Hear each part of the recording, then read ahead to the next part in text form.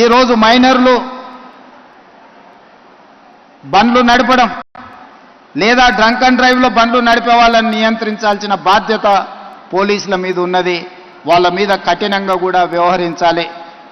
స్పీడింగ్తోని మీరు చలానాలు వేస్తున్నారు, కానీ సంవత్సరం అయిన తర్వాత డిస్కౌంట్స్ ప్రకటిస్తున్నారు.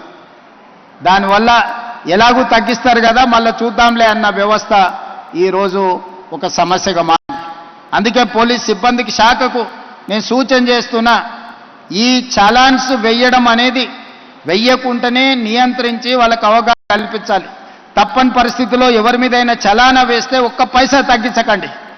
మూడవది, వాళ్ళ బ్యాంక్ అకౌంట్స్తోని డైరెక్ట్గా డిపార్ట్మెంట్కి సింక్రనైజ్ చేయండి.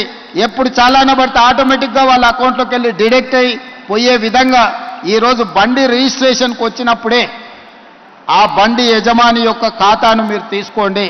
బ్యాంక్ అకౌంట్ను అటాచ్ చేయండి. ఏ బండి అయితే స్పీడింగ్ చేస్తుందో, ఏ బండి అయితే సిగ్నల్ జంప్ చేస్తుందో, ఏ బండికి అయితే చలానా పడుతుందో ఆటోమేటిక్గా ఆ యజమాని అకౌంట్లో నుంచి నగదులు బదిలీ అయ్యే విధంగా మీరు ఈరోజు టెక్నాలజీని వాడుకోండి.